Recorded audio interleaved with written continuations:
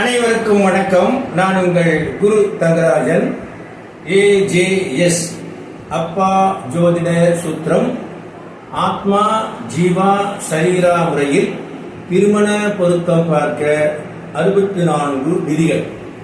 இந்த திருமண பொருத்தத்திற்கு 64 விதிகளில் ஏதேனும் ஒரு விதியானது எதிர்மறையாக செயல்பட்டாலும் அந்த திருமணம் ரத்தாகிவிடும்.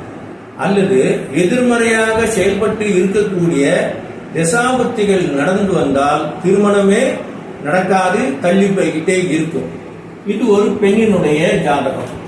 ஏன் தேதி மாசம் வருஷம் இதெல்லாம் போடல அப்படின்னா, இதுல இருக்கக்கூடிய கிரக நிலைகளை வச்சு இந்த பாதாசாரத்தை வச்சு உங்களால முடிஞ்சாக்கா நீங்க அந்த தேதியை போட்டுக்குங்க, வருஷத்தை போட்டுக்குங்க, மாசத்தை போட்டுக்குங்க. இது ஒரு பெண்ணினுடைய ஜாதகம்.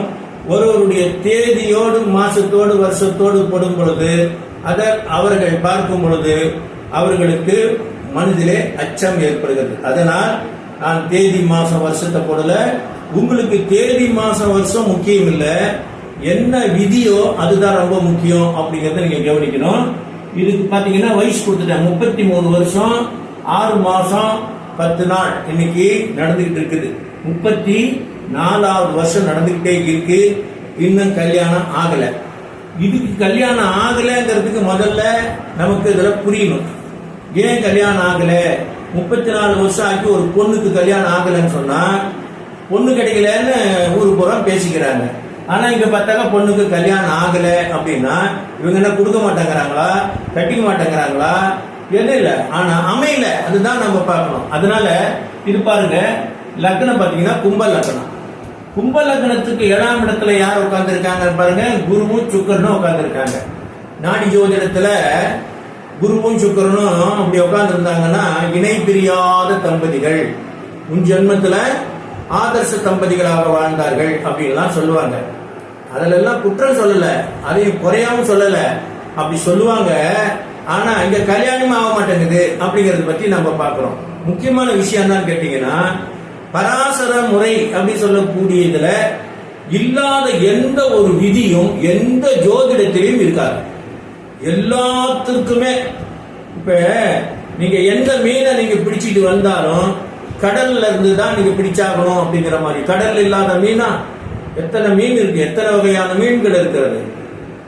ஆயிரக்கணக்கான மீன்கள், ஆயிரக்கணக்கான வகையான மீன்கள் இருக்குது இல்லையா? அது போல ஜோதிடத்துல அவ்வளோ விதிகள், ஆயிரக்கணக்கான விதிகள்லாம் இருக்கு. ஆனால் பராசர முறை அப்படின்னு சொல்லக்கூடியது எப்படி கணித முறையில நம்முடைய சிற்றறிவுக்கு புரியக்கூடிய அளவுக்கு மிக எளிமையான கணித முறையை தரக்கூடியதுதான் பராசர முறை அப்படின்னு சொல்லலாம். இப்ப லக்னம் கும்ப லக்னம்னா 7ஆம் இடம் கணவன் ஸ்தானம் அப்படின்னு சின்ன குழந்தைய கேட்டா கூட கண்டிப்பா சொல்லிடும். 7ஆம் இடம்னா கணவன் அல்லது மனைவி அப்படின்னு சொல்லுவாங்க. 7ஆம் இடத்து பாத்தீங்கன்னா சிம்மம் தானே 7ஆம் இடம். சிம்ம ராசி அதிபதியான சூரியன் பாத்தீங்கன்னா எங்க பிறந்திருக்காரு?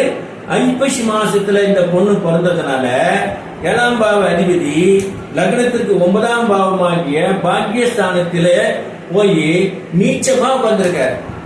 பாக்கியஸ்தானத்துல நீச்சமா உட்கார்ந்திருக்காரு. அப்ப அப்பா இருக்க மாட்டாரா அப்படிங்கிற கேள்வி வருதா இல்லையா? ஆனா அப்பா தான் நீச்சமாகி போயிட்டாரு அப்படின்னா நீச்சமெல்லாம் ஆகல, நீச்ச ராசியில இருக்காருன்னு தான் சொல்ல வரும். அவர் நீச்சமாயிட்டாருன்னு சொல்லல. எப்பயுமே ஒரு கிரகம், ஒரு காரக கிரகம் நீச்சமாயிடுச்சு அப்படிங்கிறதுனால பிரச்சனை இல்லை. யாருக்கு நீச்ச பலனை கொடுக்கும் அப்படிங்கிறது தான் ரொம்ப பிரச்சனை. ஏன்னா ஜோசியத்துல உயிர்காரகம், பொருள் காரகம் அப்படின்னு சொல்லக்கூடிய 2 பிரிவுகளும் 2 பலன்களும் இருக்கு. இந்த ரெண்டையும் பிரிச்சு எடுக்க தெரியாதவங்க, முடியாதவங்க, அதை என்னன்னே புரிஞ்சுக்காதவங்க மாத்தி மாத்தி சொல்லுவாங்க. அதனால திருமண பொருத்தம் அப்படின்னு சொல்லக்கூடியது அப்பா ஜோதிட சூத்திரத்துல திருமண பொருத்த விதிகள் அப்படின்னு சொல்லக்கூடியது எல்லாமே ஜீவ பயண விதி அப்படின்னு சொல்றோம். அதாவது உயிர்காரகத்துவத்தை அடிப்படையாக கொண்டது. உயிருக்கும் உயிருக்குமான தொடர்பு. குழந்தை பிறக்கணும்னா உயிர் இருந்தா தானே குழந்தை பிறக்கும். அப்போ குழந்தை பிறக்கணும் அப்படின்னு சொல்லி சொன்னா கூட அதுக்கு உயிர்காரகத்துவம் நல்லா இருந்தா தான் குழந்தை பிறக்கும். புருஷன் பொண்டாட்டி ஒத்துமையா இருப்பாங்களான்னா உயிர்காரகத்துவம் நல்லா இருந்தா தான் ஒத்துமையா இருப்பாங்க. அது போல எல்லாமே திருமண சம்பந்தப்பட்ட இந்த விதிகள் எல்லாமே உயிர்காரகத்துவத்தினுடைய தொடர்புடைய பலன்கள் அப்படின்னு பாருங்க. அப்ப 7ஆம் பாவ அதிபதி இங்க நீச்சமா உட்கார்ந்துட்டாரு அப்படின்னு பாக்குறோம்.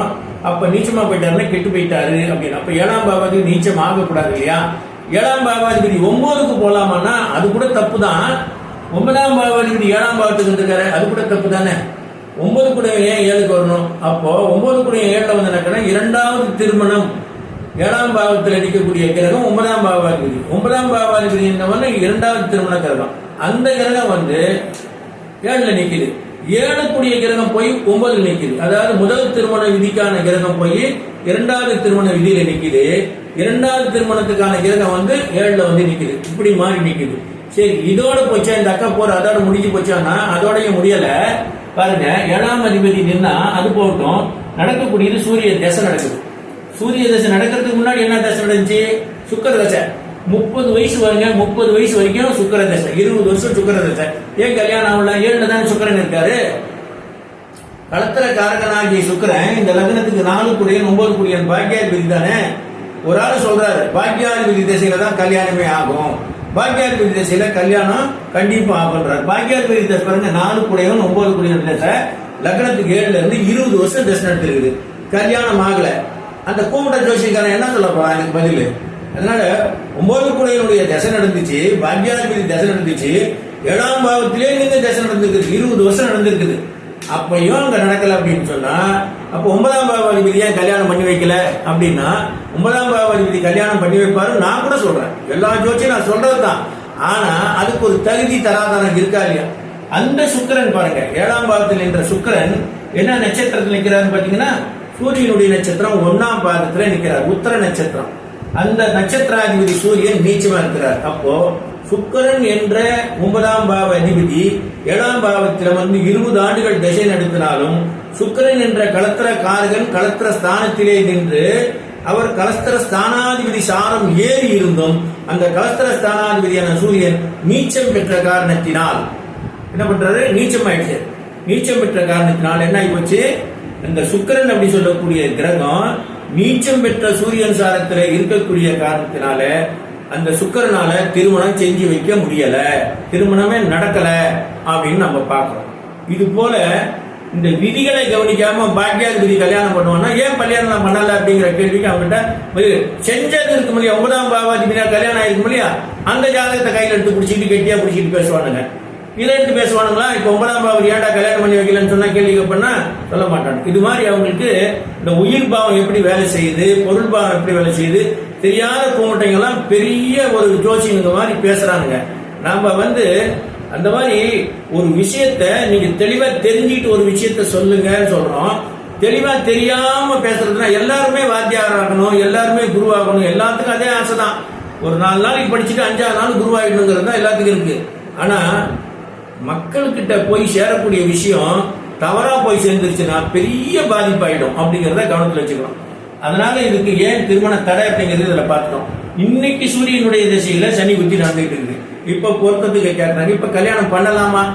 சூரிய தசையில சனி புத்தி நடக்குதுங்க, இப்ப கல்யாணம் பண்ணலாமா அப்படின்னு கேட்டா பண்ணக்கூடாது. ஏன்னா இந்த சனி பகவான் பாத்தீங்கன்னா சூரியனுடைய நட்சத்திரத்துல உட்கார்ந்து இருக்கிறார். இந்த சனி சூரியனுடைய நட்சத்திரம், சூரியனுடைய திசையில சனி புத்தி நடக்குது. லக்னாதிபதி லக்னத்துக்கு 12ஆம் பாவத்தில் அமர்ந்து அயன சயன போகஸ்தானம் சொல்லக்கூடிய 12ஆம் பாவத்தில் அமர்ந்து நீச்சம் பெற்ற சூரியன் சாரத்தில் இருக்கிறான். இப்போ சூரியனுடைய திசையில சனி புத்தி நடக்குது. அப்ப சனிக்கு சூரியன் என்ன பண்ண கொடுப்பாரு? தசானால நீச்ச பலன் தான் கொடுப்பாரு. இப்ப கல்யாணம் பண்ணா முதலிரவு கூட நடக்காது. இப்படி இந்த காலகட்டத்துல கல்யாணம் பண்ணாதீங்க. சூரிய திசையில சனி புத்தி இந்த 4 மாசம் இருக்கு. இப்ப கல்யாணம் பண்ணாதீங்க. தள்ளி போனாலும் பரவாயில்ல, கல்யாணம் ஆகி நின்று போனாக்கா அது எத்தனை லட்சம், எவ்வளவு மன வேறுபாடு, எத்தனை விதமான குழப்பம், எத்தனை விதமான சங்கடங்கள், பொருளாதாரத்திலிருந்து எல்லாத்தையும் இழந்து இருக்கக்கூடிய இந்த மாதிரி சூழ்நிலை வந்துடும். அதனால கவனமா இருங்க. அப்பா ஜோதிட சூத்திரம் உங்களுக்கு உண்மையாகவே உதவி செய்யக்கூடிய நிலையில தான் இருக்குதே தவிர உங்களை எந்த விதத்திலையும் ஏமாற்றத்திற்கு ஆளாக்காமல் உங்களுடைய குழந்தைகளுக்கு நல்ல விதமான எதிர்காலத்தை அமைத்துக் கொள்ள உங்களுக்கு அப்பா ஜோதிட சூத்திரம் எப்போதும் துணையாக இருக்கும். இதுபோல் நீங்க ஒரு திருமண காலத்தில் நடக்கக்கூடிய தசா புத்திகளை கொண்டு திருமணம் செய்யலாமா செய்யக்கூடாதா என்பதை தீர்மானிப்பதை தவிர 10 பொருத்தம் பார்ப்பது அப்படி சொல்லக்கூடியது. தோஷமே இல்லாத ஜாதகத்திற்கு பொருத்தமே பார்க்காம கூட கல்யாணம் பண்ணிடலாம். தோஷம்னு இருந்துச்சுன்னா நிச்சயமா கவனமாக பார்க்கணும் அப்படிங்கிறத தாழ்மையுடன் இந்த உலகத்திற்கு மக்களுக்கும் தெரிவித்துக் கொண்டு தொடர்ந்து நீங்கள் என்னோடு பயணிங்கள், நானும் உங்களோடு தொடர்ந்து பயணிக்கிறேன். மீண்டும் சந்திப்போம். நன்றி, வணக்கம்.